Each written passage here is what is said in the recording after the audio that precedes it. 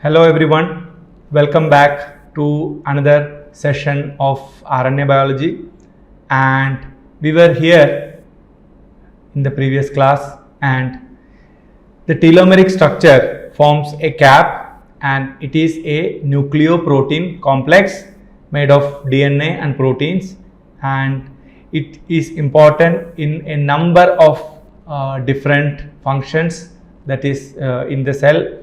That is, the cap is formed from single stranded DNA and double stranded DNA, and it forms a coat around the chromosome, and it is also important in the telomeric silencing, means you don't want any gene expression coming from the telomeres, and it acts like a protection point from chromosome fusion, and broken piece of DNA should not end up in the tips of a chromosome. So now let us understand the role of telomeres as a genetic clock. So telomere length can be of a definitive length to start with, and then you can see situations where the telomerase is present. So when telomerase is present, such as germ cells, stem cells, etc., the telomere length is more or less going to be on the similar trend, that is from bottom 0 to maximum. This is a definitive telomere length.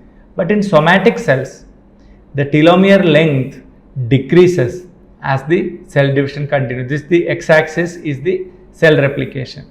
In stem cells and germ cells, the number of telomeric length remains more or less the same throughout the lifespan of the organism. But in somatic cells means body cells, the telomerase is missing, telomerase is absent. Here telomerase is present, here telomerase is present. Somatic cell telomerase is absent, and telomerase absent means the telomeric repeats are lost as the cell division continues. Once it reaches certain number of telomere length, and say for here, so this is the normal length, it came all the way down up to here. So this situation, the telomerase can get activated, or the telomere length will shorten such that it will reach a cellular senescence, and this activation can often lead to tumor cells, and they will have telomerase active throughout. Whereas in once the cells that is crossing that stage of critical short telomere length, once it has crossed, then it will end in a crisis period. That time the cell must die if the organism or if the cell type has to stay healthy and perfect. If it fails to do so, then that can lead to very serious problem such as getting into cancer, etc. So it will reach a phase of replicative senescence. So the cell replication is continuing and the replication cannot proceed further. In some situation it happens such that it will allow the DNA to replicate, but it will not pass on to the G2 phase. It simply cannot go into the G2 phase. This can lead to a replicative senescence, means replicated, but it is not going to G2, hence it is not going to the M phase. Replication of the genetic material is happening, but it is not going further because it is not passing the quality control. And so in a normal situation such as germ cells and stem cell, the telomerase protects the cell from getting into this crisis and senescence, etc. Whereas somatic cell will end up in this crisis, and usually the senescence happens in the old age of a organism, and animal will not survive beyond that limit. So the structure what we have been talking about is a G quadruplex structure. We call it as G4. So it forms a quadruplex structure formed from the telomeric repeats, and this is done through the purine repeat. You can see a purine here, here another purine, another purine, another purine. So here the purine is guanine. So guanine is the one which is contributing to this quadruplex structure. We know G usually pairs with the C. So here the G's are bonding each other and it acts like a barrel like structure 1, 2, 3, 4 Gs form a tetrad, and that will prevent the formation of any erosion. So the proteins that bind the G4 is stabilizing the structure of the telomere. So G quadruplex, we call it as G4, and it has got different form of maturation, and it folds in a unique manner such that the cap, the telomeric cap, is very stable, and it is never allowed, or it will never allow any exonuclease enzyme to come and act. So it is like a exactly like I told you, it will act like a helmet. So this folding and the formation of this unique structure, it's a stepwise manner, A, B, C, D, you can see, and that structure along with the protein, because it is a nucleoprotein complex. So G quadruplex, if you look closely, which can be visibly seen under an electron micrograph, as you can see here, and the formation is somewhat like this. The same DNA is folded over and over. It forms a multiple structure of both these strands, and it acts like a multi-storied building kind of structure, where these are the individual Gs, and you have some specific thymines also, T11, T10 and T9, and then G8, G7, G6, G5, and all these guanosines, because we should understand the structure is T2AG3. So that is the structure of the telomeric repeats. So they have the potential to build over and over this quadruplex structure, and that will form a very stable telomeric cap. So the proteins that bind G4, TEBP-A, TEBP-B, and they can block the telomerase activity. They are removed by the phosphorylation in the S phase to prevent the association. So the proteins that are binding the G quadruplex, such as TEBP-AB, and they can block the telomerase activity. That means telomere structure also contributing, or the proteins associated with the telomeric cap also contributing to reduce or prevent the telomerase activity. So when the cell replication or DNA replication takes place, the quadruplex structure is lost and the telomeric repeat is lost because of the end replication problem, because there is no question of reviving. So in a cell, even if telomerase is available, the G quadruplex can hinder the action of telomerase activity. So the G quadruplex G4 is unfolded in S phase, that is the synthetic phase of the cell cycle, where the DNA replication has to take place.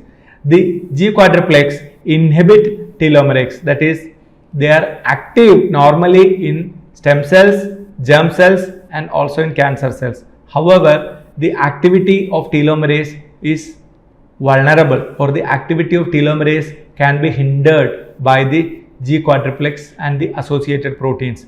So there would be rare structure in the cell too, because it is not in the stem cells and cancer cells. They circumvent this complex structure because they don't need to fear about shortened telomere. In a normal somatic cell, you need to fear about the short telomere and the chromosome erosion or the chromosome fusion, etc., because they have to live with whatever telomere length they have got it. So they have to preserve it. But whereas cancer cells and germ cells have the luxury of telomerase, hence it can constantly renew it. So the idea is that drugs that mimic them or bind to them can stabilize the G quadruplex would inhibit the telomerase activity. So some drug treatment approach can be done to kill the cancer cells. So you can have some drugs that will mimic in structure to that of G quadruplex, so that can you block the telomerase activity, so that cancer cells also suffer from telomeric erosion and possibly undergo apoptosis. But cancer cells can come with newer elegant strategies also, that some cancer cells know how to avoid getting apoptosed or programmed cell death. The cap, although we say it is a telomeric repeat, it has got lots and lots of stuff, especially the proteins.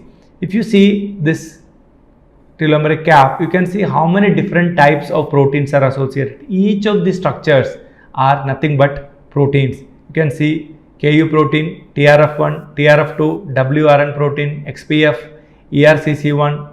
Like, you can go through a lot of proteins.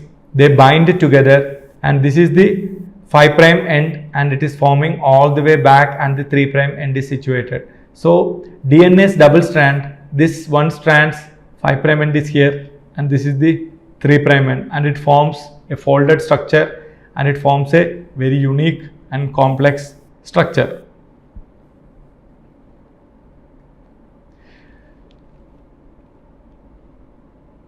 So they are important. The telomeric interactions or telomeric proteins, they are important in the double strand break repair. That means DNA has got a double stranded structure. It can break due to various reasons. It can be because of exposure to UV rays. It can be due to some some chemical carcinogen exposure, etc., etc. DNA can break. So it is not a major problem because you can repair it because with the help of repair enzymes, many a times they are turned on by P53 itself. But double strand break repair has to be one of the foremost need of a cell if it has to lead a normal life. So non-homologous end joining and homologous recombination, NHEJ and HR, have been shown to play a role in the survival and alternative telomere maintenance in the cells that are deleted for proteins involved in telomere maintenance and elongation and its protection. So we should understand the NHEJ and HR normally contribute a major role in the survival and also in the alternative telomere maintenance. So sometimes NHEJ is a necessary for breaking the damaged DNA. But if the breaking has happened in a gene part, then NHEJ often results in a loss of information. Same with homologous recombination also. Many a times homologous recombination, if it happens in the identical region, there may not be a major loss. Like we saw that homologous recombination in intron gain and intron loss situations. But if there is a damage to an existing gene, then there may not have a adequate protection from any source whatsoever, possibly cannot happen. So the organism or the cell or that given gene suffers. The only way of rescuing is if that particular gene is not going to be expressed in that tissue, then that cell may not have a major problem to start with at present. But if that defect happens in the germ cells, for example, then that will be passed on to the next generation, and that next generation will suffer for sure. So removal of one of this protein, that is TRT1, in yeast cells to complete the loss of telomeric DNA viability. So if this protein TRT1 in yeast, if it is damaged, it leads to complete loss of telomeric DNA and the viability of the cell. It's just one protein that binds to the telomeric repeat. Another protein, TAS1, that has been studied in the fission yeast, which is a ortholog of TRF2, and TAS1 loss renders the telomeres vulnerable to the two double strand break repair pathways. Means the DNA repair pathways are affected very badly, means it will be vulnerable to the double stranded break repair. If there is a double strand DNA damage, I told you that it need to be repaired, whether it is through HR mechanism or NHEJ mechanism.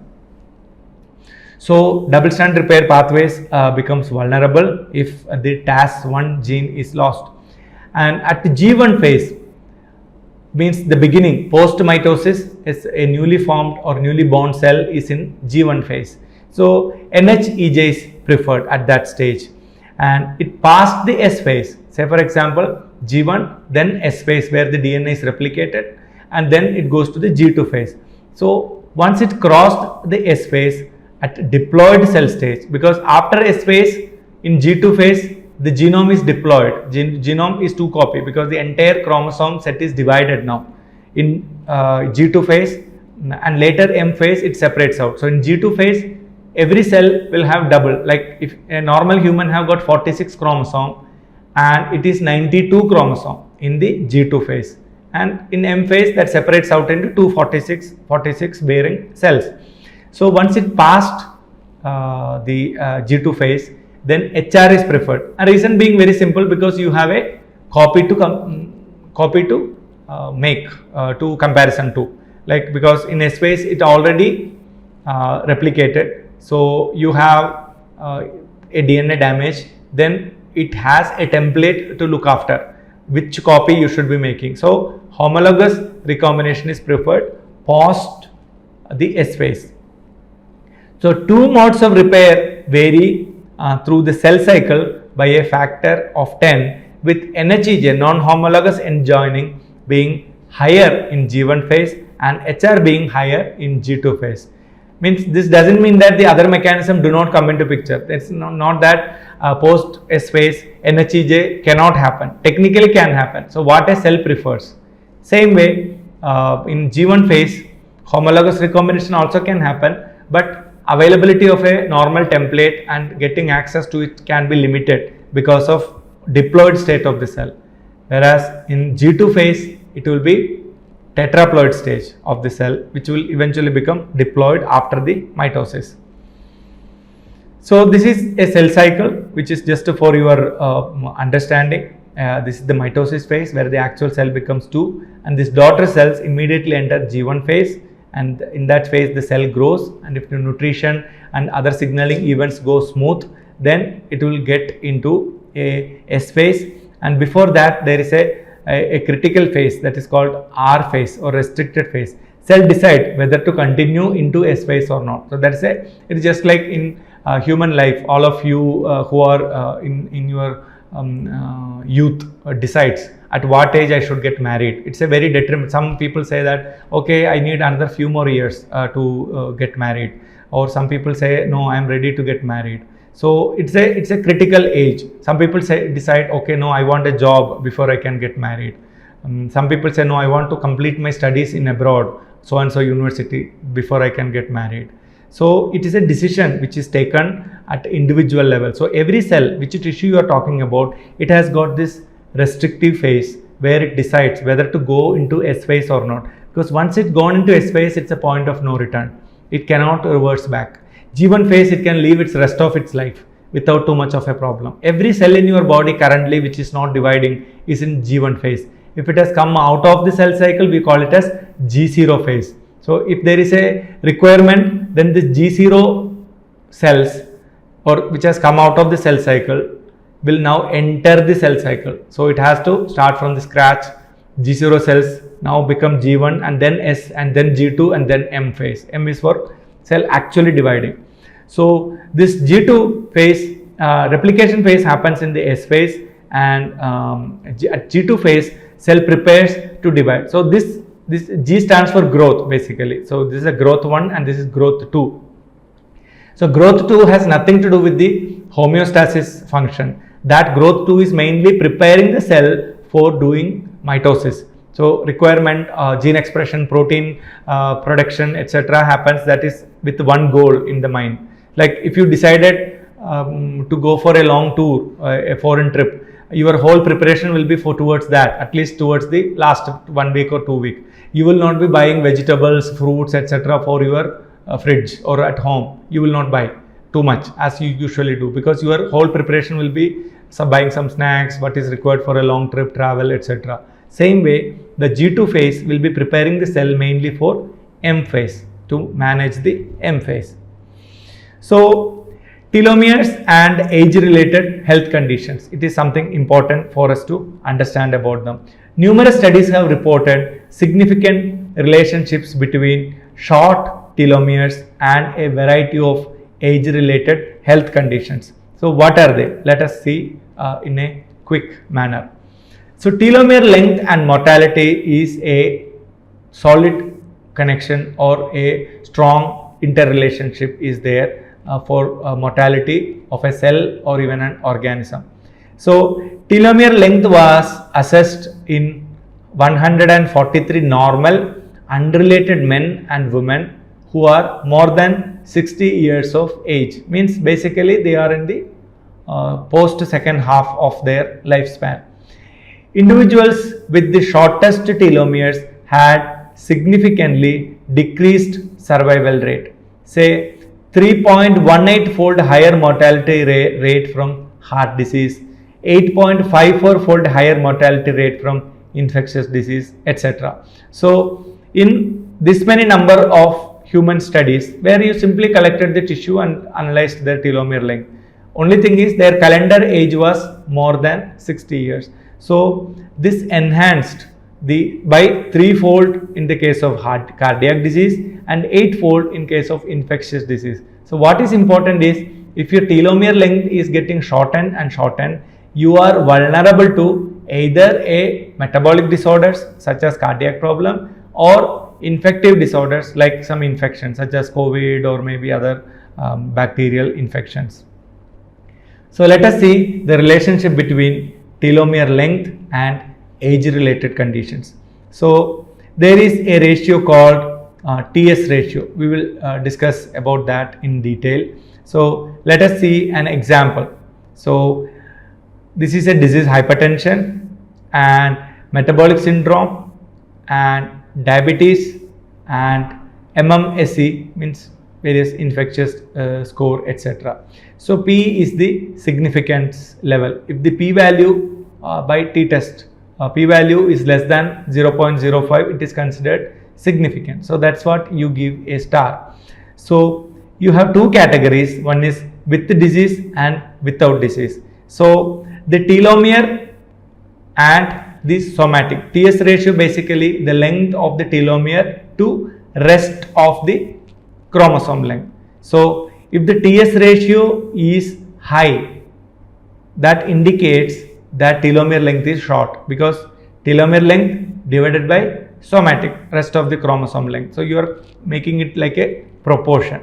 So if the telomere length is short, naturally this value will go different. So as you can see here, this has a telomere length divided by the rest of the chromosome, the somatic length, and then you will end up having in with the disease and without disease two category. You say disease having with higher TS ratio is a significantly accepted fact. So you can say that as the TS ratio goes higher and higher, you end up getting a more chance of having disease. So now let us see telomere length and cardiovascular disease. It is done in 674 Caucasian males. It is measured mean telomere repeat copy number in a single gene copy number. It's a TS ratio. So it is measured, TS ratio basically is mean telomere length, means you cannot measure an absolute telomere length because you take the total length divided by number of chromosomes and to a single copy number, that means what is present in a given chromosome. So that is what you are comparing as a TS ratio. So it is found that the TS ratio was significantly associated with risk of myocardial infarction, that is cardiac diseases. So you can see that this is represented in terms of log value, like TS ratio in the y-axis. You can see here as the length of the TS or the TS ratio is lower, you can get a higher chance of myocardial infarction, and if the TS ratio is larger, then it can decrease the chance of having myocardial infarction. And this is also connected with the age. So let us see, we all know that cancer is a situation that is in the second half of your life. As you cross age 50 or something, you will be vulnerable more for cancer. This doesn't mean that children don't get cancer, etc. but you will become more vulnerable for cancer. Credit goes to your weak immune surveillance, etc. A mad cell should have been killed or sensed by your immune system, or should have been killed by apoptosis, etc. So here you can see percent with invasive cancers. This is the 0, 10, 20, 30, 40% like that in male and female individuals, and this is the age in x-axis, 0 to 39, 40 to 59, 60 to 79. So as you can see here, age have got a strong connection with the cancer. The rate increases and more vulnerable to males than females, and of course it has a lot to do with hormones also. Estrogen have got lots of protective effect, estrogen and progesterone compared to testosterone. So these are all some of the facts, but age have got a strong implication in the telomere length also. So we will study more in detail about the connections of telomere length and the onset of cancer, and how telomere is influencing, similar to that of myocardial infarction or heart diseases, how telomere length is affecting the cancer progression, etc. We can see in next class. Thank you.